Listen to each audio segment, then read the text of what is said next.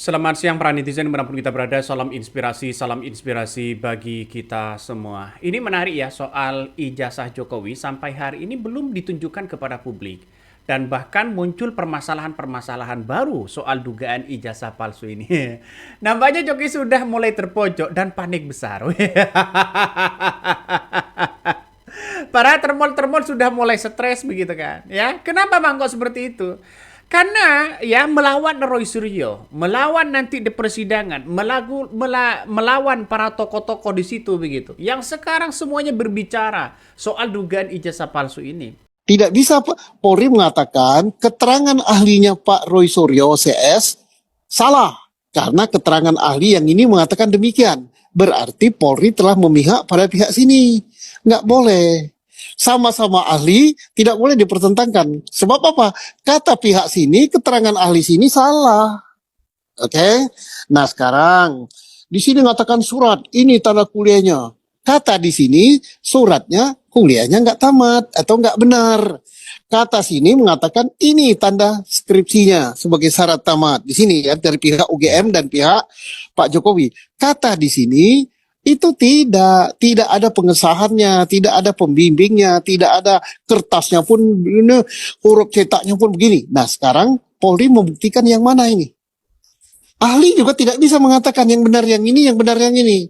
Nah, bagaimana cara nguji itu? Jadi harus dibuktikan pokok masalahnya dulu, karena pokok masalahnya terkait dengan keaslian, keabsahan, atau kepalsuan, atau tidak absahnya ijazah itu. Nampaknya ya termol-termol sudah mulai menyerah begitu. Kenapa? Karena selama ini yang saya lihat diskusinya begitu kan, tidak pernah berbobot argumentasinya. Kenapa? Ya, selalu membela junjungannya tanpa argumentasi yang jelas begitu. Berbeda dengan Roy Suryo begitu kan. Ya, para tokoh-tokoh juga didukung begitu kan. Soal peradilan ya, soal pembuktian ya. Susno 2J ini justru mendukung Roy Suryo begitu kan. Melihat bahwa melihat dugaan ijazah palsu atau asli ya, itu sebenarnya bukan pihak kepolisian atau Kapolda yang menentukan itu. Yang menentukan di situ adalah ya pengadilan kabarnya. Jadi kalau toh pada hakikatnya yang ditentukan oleh pihak kepolisian itu hanya sebagai bukti nantinya di pengadilan.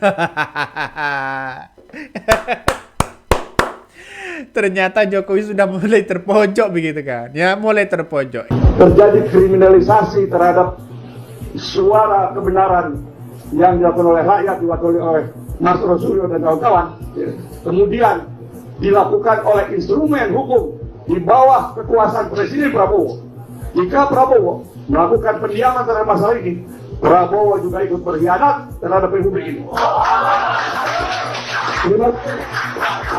Sekali lagi, Bapak harus ingat, ketika Pak Jokowi ngomong depan publik, kemudian ada yang juga mengatakan bahwa seharusnya bukan Roy Suryo yang jadi tersangka, kabarnya begitu. Seharusnya ya si Mulyono yang ditetapkan tersangka. Ini salah satu pengamat mengatakan seperti itu begitu. Ini salah satunya saya kutip dari direktur gerakan Muslim Arbi begitu kan ya. Dari gerakan direktur gerakan Arbi ini ya sekaligus ketua TPUA yang Muslim Arbi menilai langkah kepolisian menetapkan Roy Suryo jadi tersangka itu justru keliru. Menurut pihaknya seharusnya ditetapkan tersangka adalah Jokowi sendiri.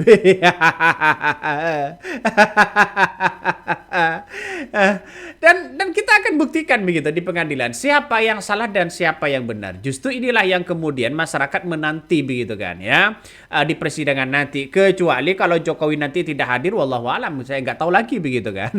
Ya nampaknya Jokowi masih tahap pemulihan ya sampai tahun 2027 kabarnya begitu. Tapi ya saya lihat bahwa Jokowi sudah mulai mondar-mandir sana sini begitu kan ya, mulai mondar-mandir sana sini begitu. Artinya secara tidak langsung bahwa apakah Jokowi ini sudah sehat atau tidak nanti dipersidangan yang akan membuktikan itu begitu. Saya tidak sabar begitu kan, ingin melihat endingnya bagaimana ya, siapa yang akan masuk penjara begitu. Kalau ini hitung-hitungannya seperti itu begitu. Tapi kita lihat saja masyarakat melihat bahwa argumentasi dan opini-opini yang kemudian sudah beredar hari ini sangat-sangat luar biasa begitu kan ya. Jadi melihat dengan seksama begitu bahwa sekarang begitu kan ya, Roy Suryo CS ya dengan kawan-kawan mereka begitu ya sudah mulai menemukan titik temu, apalagi soal persidangan ya yang kemudian dipersidangkan soal dugaan ijazah palsu di di Surakarta atau di Solo kemarin ya. KPU mengatakan bahwa wah ini sudah dimusnahkan begitu kan, arsip dokumen seorang Jokowi sudah dimusnahkan kabarnya, dan ini akan semakin melihat bahwa Roy Suryo begitu kan ya, Roy Suryo CS ini justru akan semakin ada pembuktian yang sangat luar biasa. Ngeri nih bos, ngeri ini begitu kan ya. Juga banyak yang berkomentar seperti itu. Ini semakin tajam, semakin menusuk kepada seorang Jokowi begitu. Kritikannya yang sangat luar biasa. Makanya jalan satu-satunya begitu kan ya, tunjukkan dong ijazahnya, tunjukkan dong ijazahnya. Berbeda dengan dengan pengacara, dengan hakim begitu kan ya, Asrul Sani begitu kan ya, justru menunjukkan ijazahnya begitu, menunjukkan ijazahnya begitu kan ya. Arsul Sani justru menunjukkan ijazahnya ketika dituding soal dugaan ijazah palsu. Ini kan gua berbeda dengan seorang Jokowi. Ada apa di balik ini semua? Dan ini yang mesti dipertanyakan begitu. Jadi ceritanya itu Arsul Sani itu kan diduga begitu kan bahwa ijazahnya palsu ya. Tapi dibuktikan langsung, Bos. 5 menit selesai bos, jumpa pers bos ya. Inilah sebagai seorang negarawan di situ begitu, menunjukkan jati dirinya sendiri ya, benar-benar memang memang asli, tidak palsu begitu. Nah, dalam pernyataan Muslim Arbi ini menegaskan bahwa begitu rangkaian proses persidangan sebelumnya telah menunjukkan bahwa ijazah asli Jokowi tidak pernah ditampilkan, sehingga tidak semestinya posisi menjerat pihak yang mempertanyakan keaslian dokumen tersebut. Nah, Muslim Arbi ini juga mengutip putusan ya Pak Bambang Tri ya dan Gus Nur DPN Solo yang awalnya dijatuhi hukuman 6 tahun karena dinilai menyebarkan berita bohong terkait dengan ijazah Jokowi. Lantas bagaimana sekarang? Justru inilah begitu kan ya, karma bagi seorang Mulyono yang kemudian dianggap bahwa memenjarakan Pak Bambang Tri begitu kan, dan akhirnya terbongkar sendiri. Akhirnya terbongkar sendiri begitu. Bagaimana tidak? Ya, karena sekarang ini Roy Suryo CS ya juga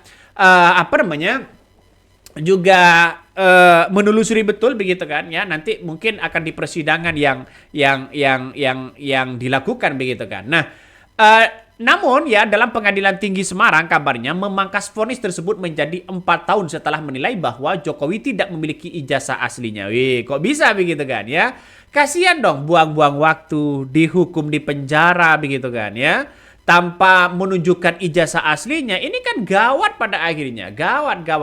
Nah, banyak yang kemudian menilai sekarang ini soal posisi dari seorang mantan presiden itu begitu kan. Nih, Margarito ya Kamis juga mengatakan ijazah Jokowi harus dipastikan asli, baru ada proses secara hukum. Nah, inilah yang kemudian kita lihat begitu kan. Nah, pakar hukum tata negara Margarito begitu juga angkat suara soal polemik dugaan ijazah palsu mantan Presiden Joko Widodo ya, yang seharusnya ditunjukkan kepada publik. Kenapa sekarang kok agak sulit untuk menunjukkan ijazahnya itu? Ada apa?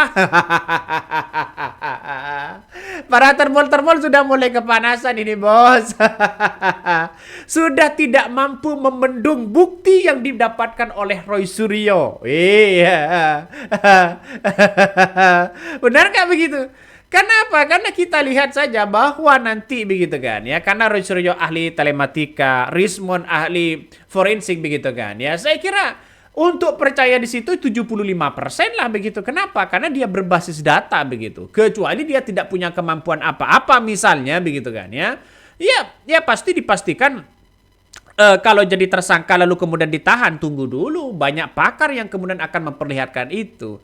Dan kita lihat saja pihak kepolisian sudah diuji sebenarnya dengan adanya situasi dan kondisi di mana ijazah sekarang ini, ijazah seorang Jokowi ini dipertanyakan begitu. Kenapa? Ya loyalitasnya begitu kan, transparansinya begitu kan. Ini benar-benar ya benar-benar diuji pihak kepolisian. Benar nggak sesuai dengan konstitusi yang ada, sesuai dengan undang-undang yang ada. Kenapa Bang kok mengatakan seperti itu? Karena kita lihat saja, Roy Suryo ini tuduhannya itu satu begitu kan ya, yaitu adalah dituduh menganggap mengedit ya dengan ijazah Jokowi, dan sehingga ini ada pencemaran nama baik dan hukumannya di situ di atas 6 tahun kabarnya. Saya kira dengan adanya seperti ini, justru apakah ini berubah terkait dengan pencemaran nama baik undang-undang ITE di situ?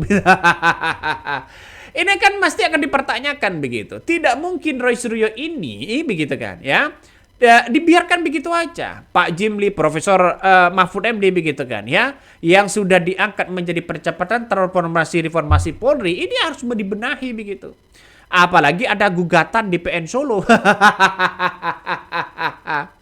Ada gugatan di situ, Bos. Ya, kita tunggu saja begitu kan. Sudah mulai sudah mulai memanas begitu. Artinya kita tahu bahwa persoalan-persoalan ini ya harus clear lah kepada publik.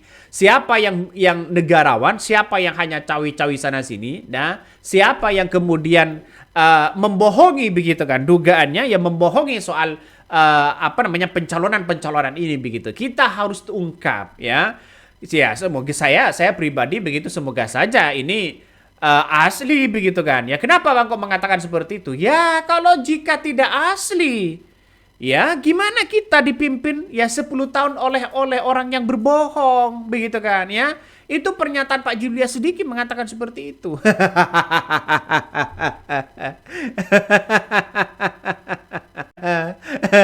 Ngeri-ngeri sedap, Bos ya, ngeri-ngeri sedap ini. Masih banyak dengan yang lain begitu kan. Makanya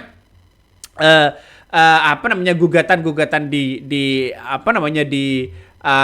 Solo begitu kan ya. Ini sudah banyak melakukan titik temu begitu kan, soal KPU dan sebagainya begitu kan ya. Soal salinan berkas Jokowi dimusnahkan KPU, padahal kabarnya belum ya setahun ya bikin ketua sidang kaget ya, kaget.